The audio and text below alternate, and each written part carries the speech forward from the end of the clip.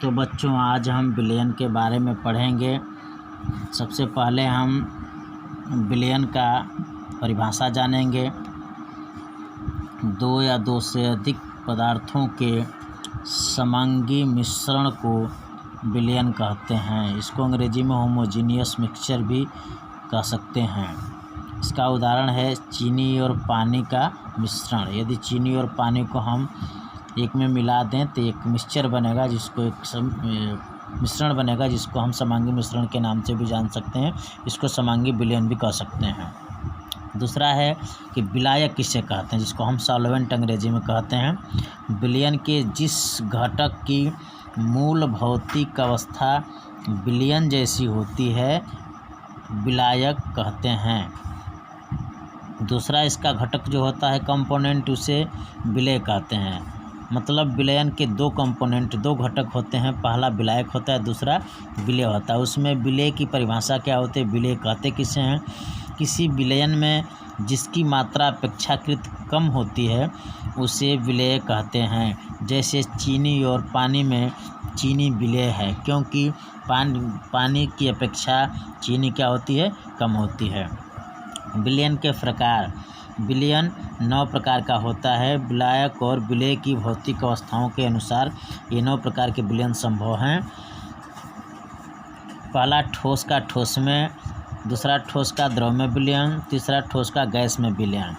अर्थात ठोस का हम लेंगे तो ठोस का ठोस में, फिर द्रव में, फिर गैस, से तीनों अवस्थाओं में बनेगा। पुनः हम द्रव को लेंगे तो ये भी तीनों अवस्थाओं में बनेगा। द्रव का ठोस में, फिर द्रव का द्रव में, फिर द्रव का गैस में। और तीसरा जो है गैस है। गैस का ये भी तीनों अवस्थाओं में बनेगा। इसका विलयन जैसे गैस का गैस में होता है, जैसे गैस का ठोस में होता है, गैस का द्रव में होता है और गैस का गैस में होता है। इस तरह से ये विलयन 9 प्रकार से बन सकते हैं। विलयन का भौतिक अवस्था ठोस, द्रव या गैस हो सकता है। जैसे जल में नमक, एल्कोहल या कार्बन डाइऑक्साइड का विलयन द्रव विलयन है। वायु एक गैसीय विलयन है। कई मिश्र धातुएं ठोस विलयन बनाती हैं। जैसे पीतल, कॉपर 70% होता है और जिंक 30% होता है। ये धातु का ठोस में विलयन कहलाता है। अगला टॉपिक है तनु विलयन। तनु विलयन, जिसको हम डाइल्यूट सॉल्यूशन के नाम से भी जानते हैं।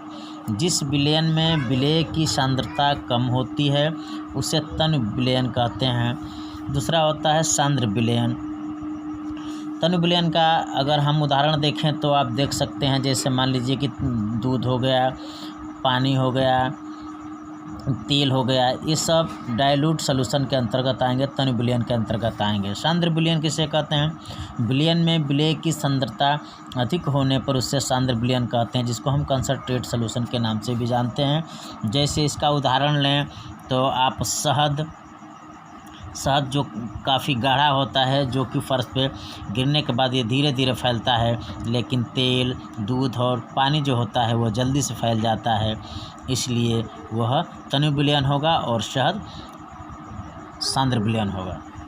उसके बाद आता है संतृप्त विलयन, जिसको अंग्रेजी में सैचुरेटेड सॉल्यूशन के नाम से भी जानते हैं। किसी ताप पर जल की एक निश्चित मात्रा में थोड़ी चीनी डालकर उसे हिलाने पर चीनी जल में विलीन हो जाती है, अर्थात गायब हो जाती है, अर्थात घुल जाती है।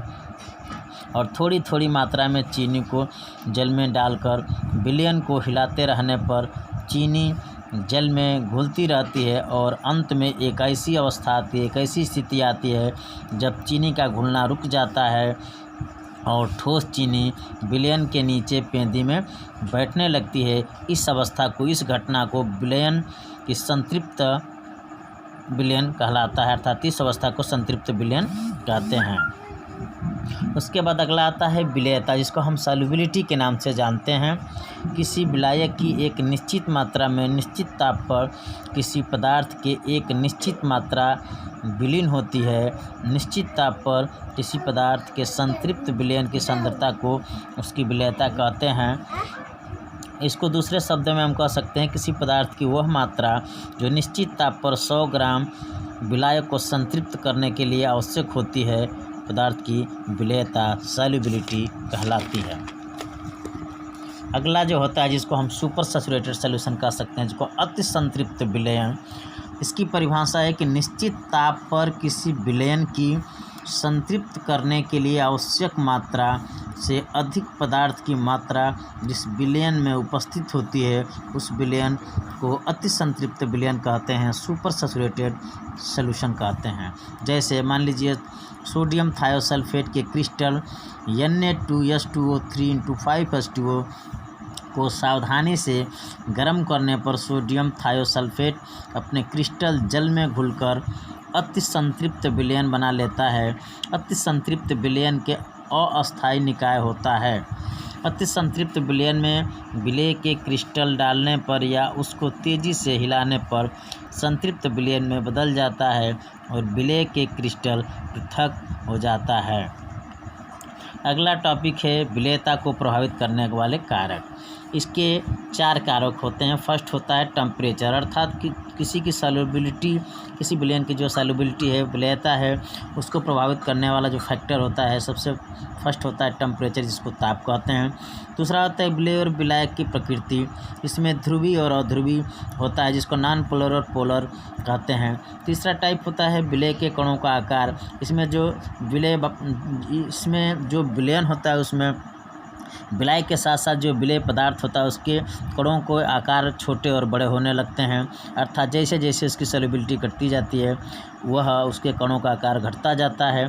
चौथा होता है अर्थात लास्ट टॉपिक है सम आयन प्रभाव, जिसमें सिल्वर क्लोराइड को ले लिया जाए या NaCl को ले लिया जाए तो आप देखेंगे कि यह अपने आयनों के साथ अलग हो जाते हैं। जैसे सिल्वर क्लोराइड अपने अलग अलग आयनों के साथ सिल्वर और क्लोरीन आयन टूट जाते हैं, इसी को कहते हैं सम आयन प्रभाव। इस तरह